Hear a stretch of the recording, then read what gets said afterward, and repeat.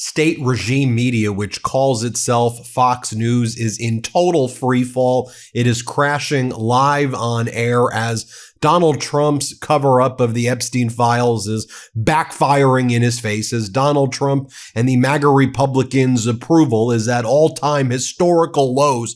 Donald Trump, I think, literally has the worst approval of any president in U.S. history at this time, as the American people are fed up, as Democrats are overperforming right now in special elections and at the November elections in 2025, overperforming by 15 to 20 points. Fox doesn't know where to go with all of this. So let me explain to you what state regime media is talking about. If you want to like, Ben, what are they talking about? Are they talking about the Epstein files? Are they talking about the horrible economy? Are they talking about the fact that people can't afford anything? Are they talking about the fact that Donald Trump is a Putin bootlicker, meeting with Russian envoys and trying to get Ukraine to surrender? What are they talking about? Okay, well, here's what they're talking about. They are mocking former Vice President Kamala Harris for going on a podcast and providing dating advice. So you have Lara Trump and Fox. This is their big scoop.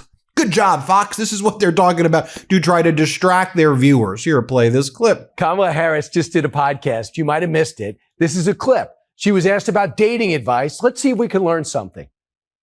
Be kind to yourself and choose to be with someone who is kind. Choose to be with someone who allows you to laugh at yourself and them. Maybe you're going to choose that you want to have that kind of Friday night relationship, or you want that Sunday morning relationship. Sometimes you can get both. Is that helpful?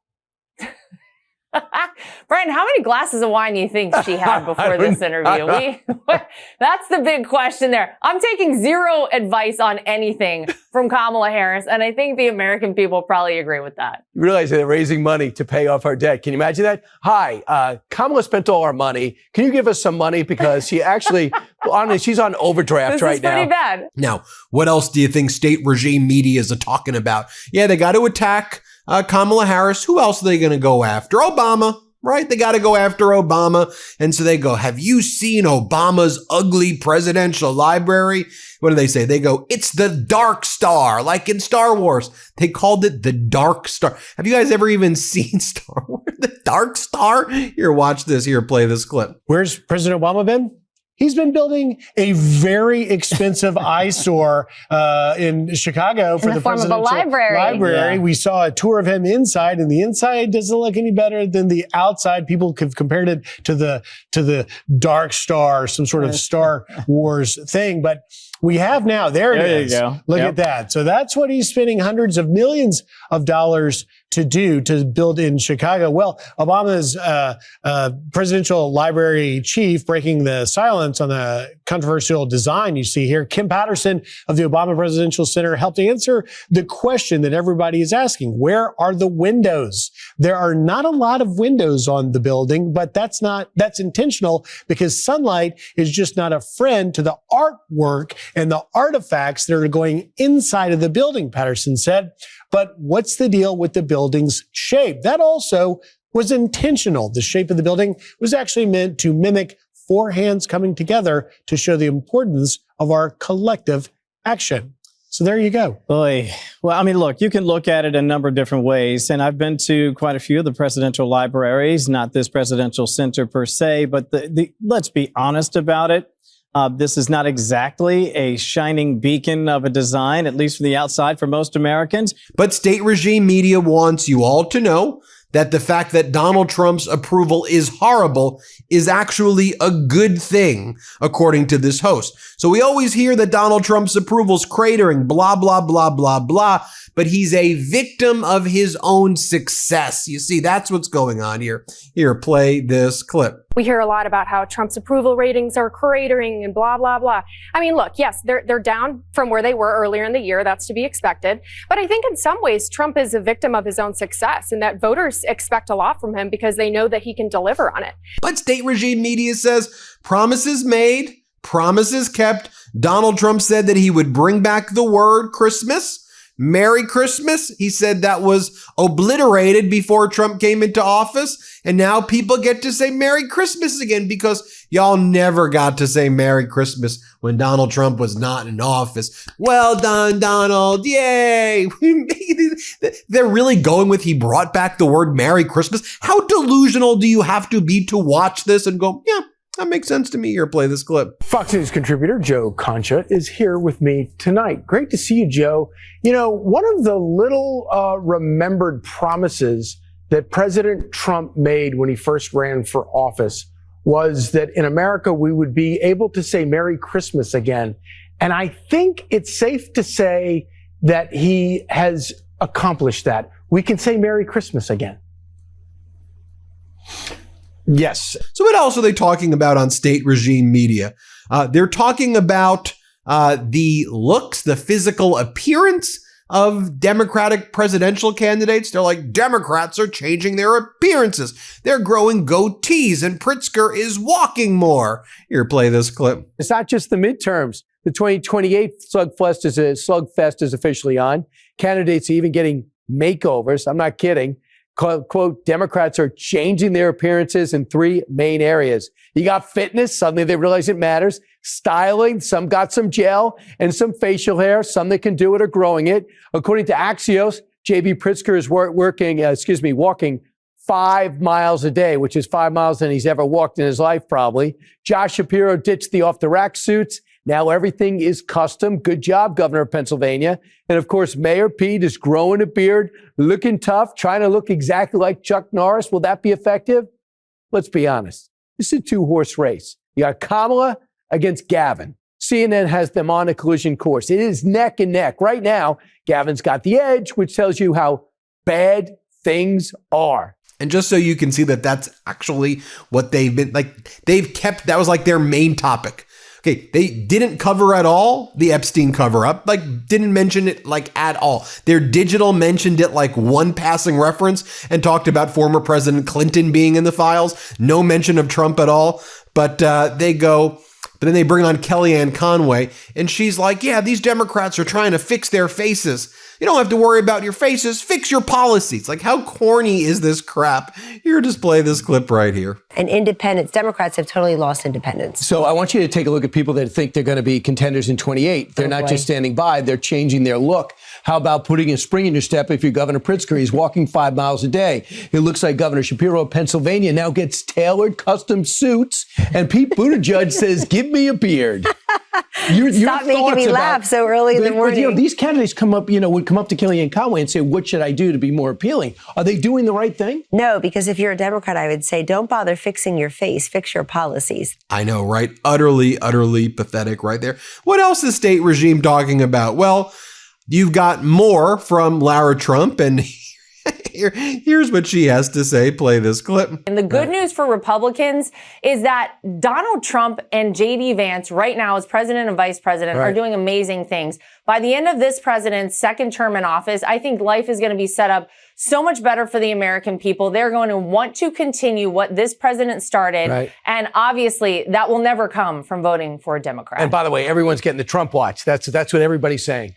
Meanwhile, you got to get a Trump watch. Yeah, of course. Then you have hosts that are trying to give Donald Trump advice because they know he watches this. So you have this one host, Morrow, who's like, I'd like to see Trump. Maybe you attend a swearing in ceremony with some Latino people to show that, you know, maybe you pretend that you care about Latinos for a little bit, Donald, because, you know, the Latino community, because you're sending their family members and themselves to like, you know, concentration camps and you're engaged in cruel deportation and your ICE and Border Patrol Gestapo keep on attacking them. Why don't you do some PR, Donald? Show up at a swearing-in ceremony for new citizens. That's where you're going here. Play this clip. Immigration. I do think, and I've said this on the air before, that one of the things they should consider in 26, is the idea that it's been all stick and no carrot. It's been all about rounding people up and getting people out. We understand 10 million illegals came in. I'm on board with it. But that said, one of the things Trump promised was a big, beautiful door. And I think as he needs to talk to Hispanics, who he's going to need for the midterms. See, everybody's focusing on 2028. We should be thinking about the midterms because that's the next big test, and that's what we really got to get past. According to the polling right now, he's got a hill to climb relative to Hispanics. The big, beautiful door has to be something. I would like to see the following. I'd like to see the president do something like a swearing-in ceremony to show that we're not anti-immigrant. We want legal immigration. It's under the executive. Do a nationwide swearing-in every city where they swear people in. You can do it by Zoom. So I really feel like that's one of the things he should be looking at, the economy. But there was one host on state regime media who was at least telling the truth. Marshall, here's what this host had to say. Finally, someone speaking the actual truth, and you can tell that they're absolutely nervous about all of this. Play this clip. But you had a different view of that particular picture. Well, I have a different view of everything everybody has said so far. So I'm so glad that both Paul and Kaylee have just hit the ball into my court when it comes to polls. 3/4 of Americans find that the economy specifically is fair or poor. There are more than half of Americans who disapprove of the president's job performance, and then hemorrhaging, not light losing, hemorrhaging independent voters, hemorrhaging youth voters, hemorrhaging Latino voters, not going to get it back by the midterms. Paul is right. In the predictors for the midterms, the Dems take the House, even in the most conservative leaning predictors and polls. Now, Dems have flipped 25 Republican held state seats so far. Republicans have flipped 0. And then you have victories in New Jersey. You'll say, oh, that's a blue state. Well, if Virginia's a blue state, I guess Glenn Youngkin didn't get the memo on that. Biden is not running for president. He is a former president. I don't care where he stands on a Christmas card because he's not running. He is not the leader of our party. He's a former president that was but a he does leader. Look like he's kind of hiding there, no, I told you what this is. This is the teenager took the picture and she looks great in it. And this is the one I'm posting. I don't care how grandpa looks. Who is the leader? Who is the leader? We don't have one leader, and you don't need to have one leader this far out from the general. I remember back in the day, there are two people's names that most of us had never heard of. Remember a guy named Bill Clinton, a governor in Arkansas? Barack Obama, who's that? Well, they're both he's still very considered successful. a leader of the Democratic Party. They were both very. Well, they're good not luck getting the either. party to rally. And then finally, you have a Fox host saying that it's actually the Democrats are melting down over how good the economy is. Things are great. Democrats are the ones melting down. Okay. Here, play this clip. Can you please explain to us why time and time again, for months upon months, we have heard the naysayers warning of an expected downturn or a recession, blasting tariffs. Now the data doesn't lie. 4.3% GDP growth with predictions of a stronger 2026. Those comments, by the way, were from this past week. Precisely, Griff. And again, Merry Christmas to you as well.